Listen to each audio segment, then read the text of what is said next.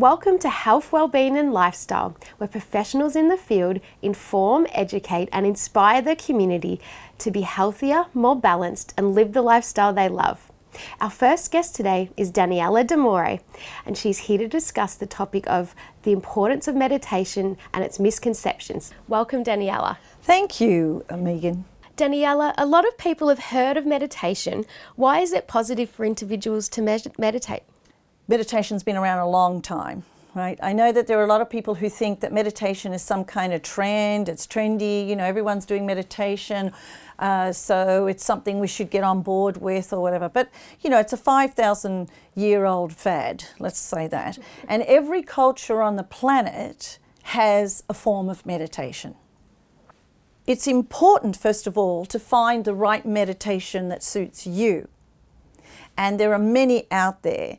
And when you find what's right for you and you practice that, and it's a regular practice, then you will start to feel, see, sense so many benefits, not only in your physical body, but in your material life, I guess. Your environment, your relationships improve, your health improves, your creativity improves, so many things improve because what meditation helps us to do is to get into that space of calmness, basically. And that's what meditation helps us to do, become better at life. Because then we're not reacting to things, we're responding. Right? And when we come from a response, we're going to make much better decisions that will benefit us. So there'll be also less stress in our life. And as we know, stress causes a lot of, imbalance in our bodies and in our lives. So what I always like to point out is that it is a practice. It's not something you do for a weekend and that's it, I've meditated, I know how to do it, it's all good, I'm good. No, meditation is something that is important to incorporate into your, if not daily life, at least weekly life. So that over a period of time, it does become something that is very much a part of your routine, and consequently, as I said, over time, you will see the benefits of that. Not only see it, but reap the benefits of that, right? Because, you think about the cultures that meditate every day, for hours of a day. Well, they're doing that for a lifetime. You would think by now they'd be pretty good at it, But no, they keep doing it. And why is that? Why is it that they keep doing it? Because it's a practice. It's not a religion. It's not a philosophy. It's a practice. And the reason why we practice is because there's always somewhere deeper to go within ourselves. And the deeper we can go, the deeper we're going to learn about who we are, who we truly are, which means what are our core values? What are the things we like and dislike? How am I feeling in this moment? How am I responding in this moment? So that you can ask yourself all the right questions to then, as I said, make healthier choices. Daniella, although a lot of people have heard of meditation, it appears that there's a few misunderstandings around it. Oh yeah, there's a lot of misconceptions around meditation. And if you Google what is meditation, 1 million, 2 million sites will come up telling you what meditation is and what the benefits of meditation is, because there's many of them. They use meditation for a lot of health benefits, mental issues, just a healthier, balanced lifestyle. However, there are many people out there, they create these excuses because they believe they're not good at meditation, or meditation is a religious thing and I'm not religious. I don't want to do mantras. Well, you don't have to do mantras, I don't want to sit still for that long, or I can't sit still for that long. My head doesn't stay still. I can't sit and meditate because, I overthink. All the more reason to do it, right, first of all. And other people, well, I'm not well, or I don't have the time. Don't have the time is a big one. So if you can't find 15 minutes in a week to meditate, then you're not really taking care of yourself, right? So these misconceptions, because as you know, in life, we conceptualize everything in life, right? Everything we believe, our beliefs are based on concepts that we have believed. I mean, I recommend at least 15 minutes a day, which is what I try to do personally. And some days I'll do 15 minutes. Sometimes I do an hour. depending on what I have, and sometimes it's 5 minutes. And the other concept, the misconception about meditation is that you need to be sitting. No, people meditate when they're doing something they love. So a lot of times when people are gardening, for example, you know, whenever you're in the moment and you're really connected to what you're doing, like, you know, men who tinker away at cars and the hours go by, or it can be even while you're washing the dishes, you know, you're just washing dishes and there's nothing in your mind, you know, or you're just there with the dishes. That's meditating. That's mindful meditating. Because mindful meditating is you are absolutely aligned with the moment. And you are completely aware of what is happening in the moment. So you're aware of everything you're doing, but you're not connected or you're not attached to anything that's happening. For our viewers at home, Daniella, what can they do straight away to start their meditation journey? Well, right away, all they need to do is just sit, you know, find a quiet moment in the day, and all they need to do, and if they want to play music, that's fine too. You know how some people like to have some nice gentle music behind. But the main thing is, if you can sit even for 5 minutes, and all you need to do is just focus on your breath. That's all. Now, thoughts may come in. That's okay. They're supposed to be there. Our minds never stop. We're great thinkers. Sometimes those are good thoughts and sometimes they're not. But just focusing on your breath and just saying to yourself when a thought arises, that's okay. It's okay that you're there. But right now, I'm just focusing on my breath. So you're always bringing the focus and the attention back to your breath. And if you can just start doing that 5 minutes a day, or throughout the day when you're going for a walk, because there are walking meditations as well. And that's about being totally conscious of how your feet touch the earth or how you're walking, how your body is moving.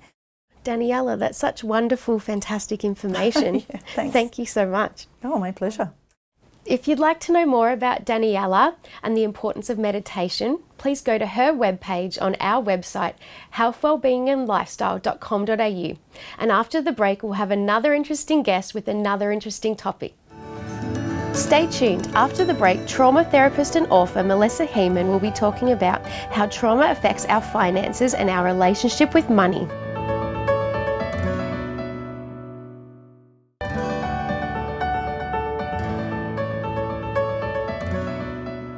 Welcome back. Our second guest, Melissa Hiemann, is a trauma therapist and author, and the topic we'll be discussing today is how trauma affects our finances and relationship with money. Welcome, Melissa. Hello, thanks for having me.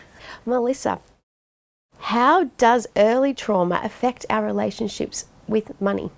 Yeah, so I guess before I go into that, I'll explain about what trauma is. So trauma can be any stressful or very emotional response that we have growing up, and those strong emotions embed in our nervous system, in our body, a strong belief about ourselves and the world.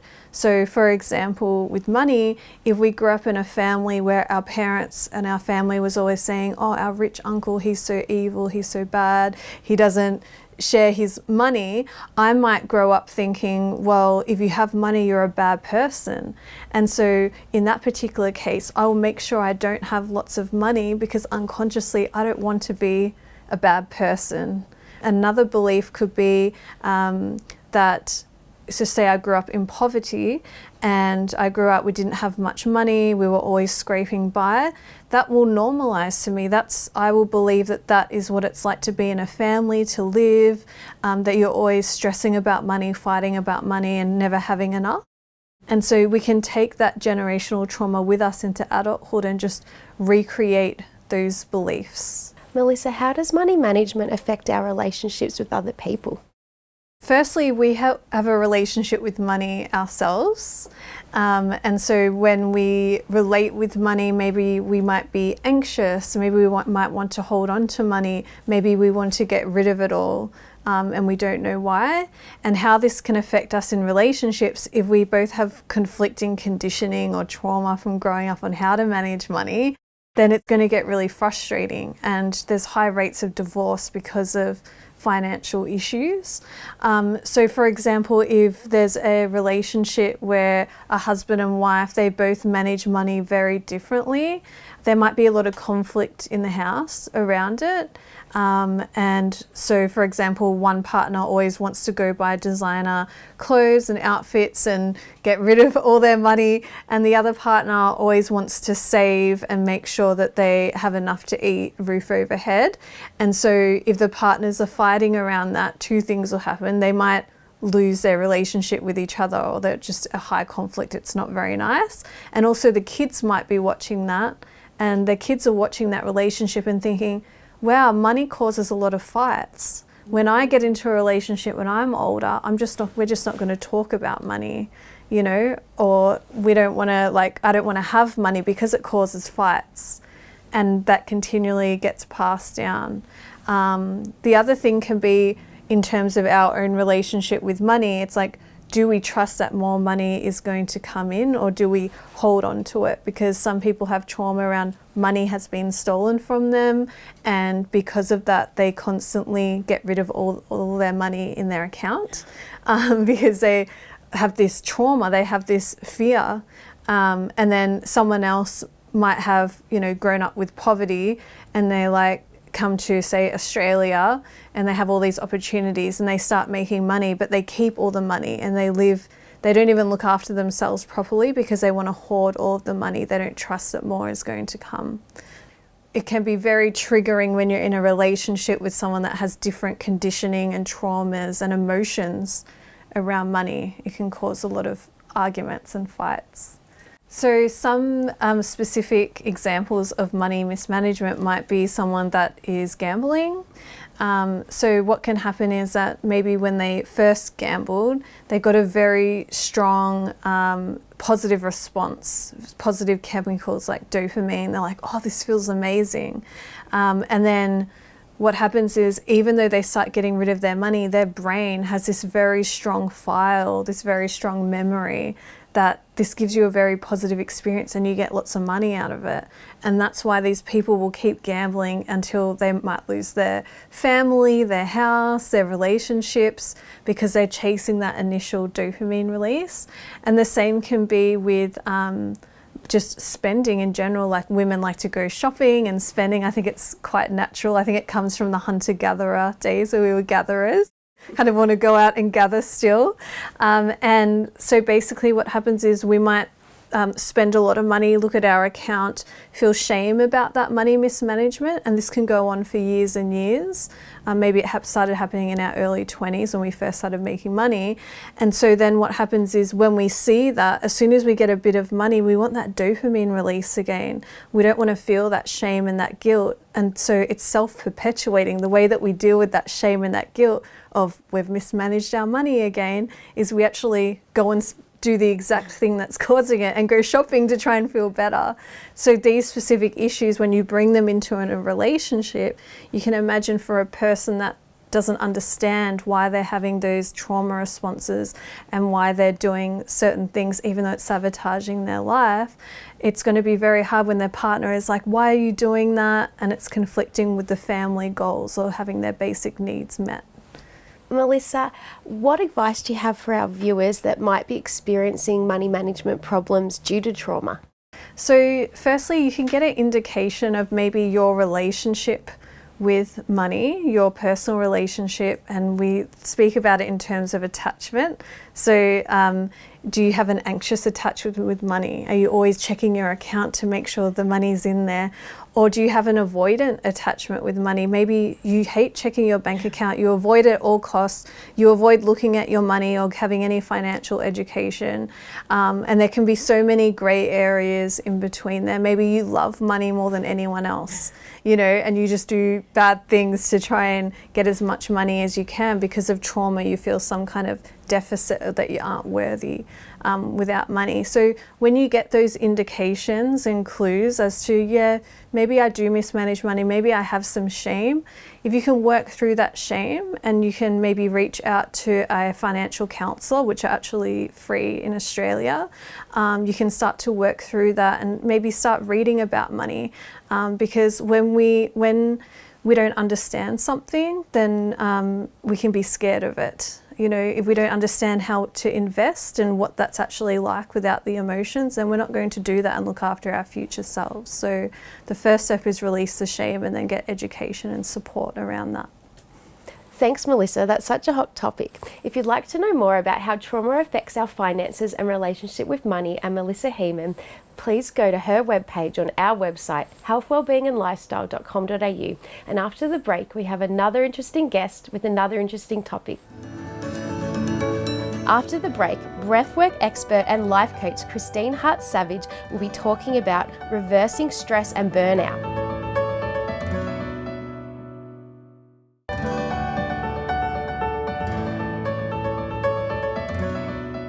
Welcome back. And our next guest is breathwork and life coach Christine Hart-Savage. And the topic we'll be discussing today is reversing stress and burnout. Welcome, Christine. Thank you for having me again, Megan. Christine, can you describe stress and burnout for us? They're two different things. So stress is something that builds up inside your body. So we often don't know we're stressed. So we go out into the world and something happens that we don't like or we're uncomfortable about it. And instead of allowing that emotion or expressing ourselves well, we tend to go into a little bit of shock and hold our breath a little bit, and whatever's going on at the time, that emotion we're feeling, the thoughts that we're having, when we hold our breath, it gets trapped inside the body. So then we go home and the next morning we get up, we go back out into life and we have some other stressful things happen and it starts to accumulate in the body. So stress literally builds inside us, it builds in the body. And the cells, the cellular memory holds it. And if we think of stress as an energy, so we've got life force or energy flowing through us, and every time we have a stress moment, it's like that part of that energy becomes crystallized. It becomes like a little marble that is blocked inside the body. So that builds up. So in the end, we can feel like the stress has got to such a point that we are a pressure cooker. So burnout is when the stress keeps building and building and building and building and building to the point where you are really full. That is burnout. Now that's very serious. Because if we don't do something about burnout or stress at that point, we end up getting sick. And the other thing that can happen is when someone's really at burnout or breakdown point, as I call it, we're so reactive. It's like, it just comes up and these bursts, these outbursts take us over. So we're very emotionally charged. So we need to bring that down too, because not only is it not good for our health, it's no good for the people around us. Christine, can burnout happen to anyone? Most definitely. The thing with burnout too, strong people keep soldiering on. So we feel some stress, some pressure, and you wake up, you say, okay, you push it over there, and you just get on with the day. Next day, the following day, and as it's building and building, you get to a point where it's almost impossible to keep going. But strong people do. They keep pushing through it. I can do this, and they don't get help. I find that the people that I see mostly for this burnout, that when they've got to this point where they really are not coping, are people that run their own businesses, lawyers, doctors as well, and people that really are very professional because they keep going and going and going. Even university professors I've had, they don't know where to turn, they don't know what to do. And the other thing with this, when we can have burnout or really strong anxiety and panic attacks, it's often people in the media. So people that are on television that are really confident and they're great. You would never think that they're suffering from burnout or panic. Also people like radio jocks, that are on radio, that are out there, that are funny, that are speaking to people. On a break, they might have to run into the toilet and try and get their breath because they're having panic attacks. So it can affect anybody. It doesn't matter where they're from, who they are, what they do in life. Burnout is a build-up of stress in the body and the mind. Christine, is there anything you recommend that people can do if they believe they're experiencing burnout, or tips and tricks on how to prevent burnout? When we have burnout, the stress is built up to such a point that in the end you have separated off from yourself. So you're disconnecting from who you are, you're disconnecting from yourself. Now when that happens, you're also disconnecting from the people in your life. You're disconnecting from the world, basically. So it's a very lonely journey. And it's because we're blocked. We've got all of this stress in the way. So what we need to do, when you get to this point of burnout, we need to do a deeper type of releasing. So there's two things that I would suggest people do. One is something like a deeper sort of breathwork therapy. So that's a deeper process of breathing where it takes you into an altered state of consciousness. You go beyond your conscious mind and your body relaxes like crazy, because as you're breathing, your energy field is opening up, opening up, opening up. That means every cell inside you is taking on new energy and oxygen, and that is also unfolding and opening up. And all the blockages caught in those cells then start to be released. So the person will experience different tensions and tingling and vibration and maybe emotion coming up. And every time they do this type of session, they're releasing more of that tension. So that means they're reconnecting with themselves again, bit by bit. It's a very powerful way to release what you have built up inside the cellular level of the body. Our bodies are so intelligent. Our minds are intelligent, but we're quite blocked. The thing that I find is that we're fragmented. So the mind is saying one thing, the emotions are something else, the body's in tension, and the soul or the spirit is, we're all out of whack. When you do deep breathwork therapy, it brings you more into alignment. That's why people feel this incredible calm come over them towards the end of the session, because they're lining up between their spirit or soul, their mind, their emotions, and their body. And when they leave, they can go out into the world feeling much more relaxed and much more connected to themselves and in balance.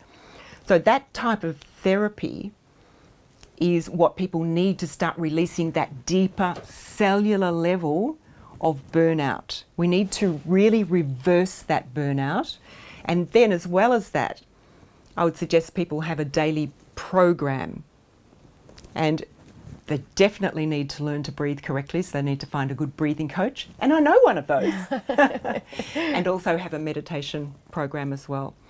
So that might sound like a lot, but it's not. Thanks, Christine, for such wonderful stories and wonderful information. Thank you, Megan. It's always a pleasure to be here. If you'd like to know more about reversing stress and burnout and Christine Hart-Savage, go to her webpage on our website, healthwellbeingandlifestyle.com.au. And that's it for today, and we'll say bye-bye until next week.